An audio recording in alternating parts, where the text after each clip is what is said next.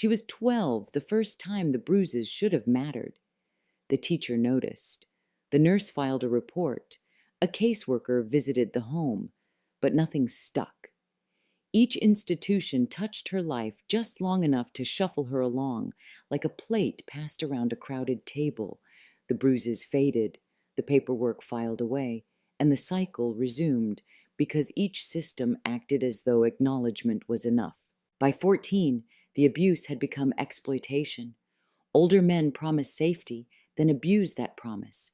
She disappeared from school, only to be criminalized for truancy.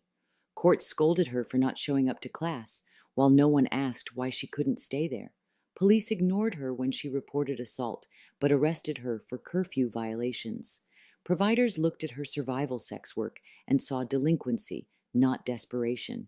Every system had its turn, and every system passed her off, never fixing, never listening. This is where the cycle sharpens its teeth. One institution punishes what another ignored. Teachers flag concerns, but courts punish the outcome. Police fail to protect, but probation officers punish the response. Foster care offers instability, then blames her when she ages out without resources. Each handoff creates new trauma. Each failure pushes her deeper into harm, and each punishment ensures the next system inherits her with more baggage than before. It's the same dynamic you see at a dysfunctional Thanksgiving dinner.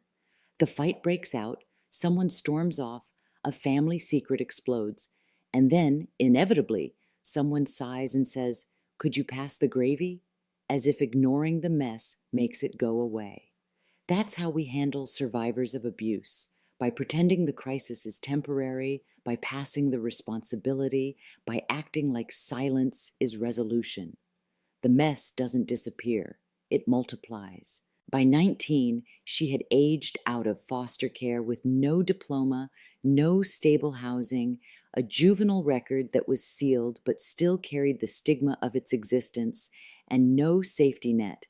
She carried not her own failure, but the failure multiplied of teachers, caseworkers, courts, and policies that chose to look away. Each system congratulated itself for doing its part, while together they built a pipeline of neglect that funneled her straight into vulnerability. This is where the story becomes bigger than her. Because she isn't an outlier, she's the rule. This is what happens when systems are designed to protect themselves from accountability instead of protecting people from harm. The cycle repeats generation after generation, each failure reinforcing the next. Survivors aren't falling through the cracks, they are being pushed. And that's the conflict. We claim to protect children while building systems that punish them. We claim to fight trafficking while criminalizing survivors. We claim to invest in safety while pouring resources into arrests, stings, and incarceration. The very institutions that are supposed to break the cycle keep it alive, because punishment is easier to fund than prevention, and silence is easier to manage than accountability. This is where policy must change. We cannot keep criminalizing survivors for their own exploitation.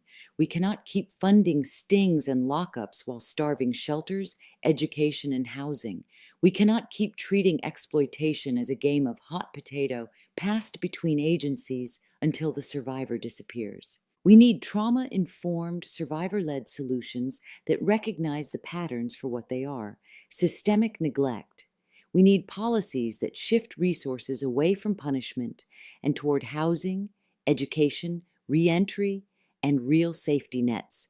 We need accountability baked into every agency that touches a survivor's life. Because until we stop passing the gravy, the mess will only spread.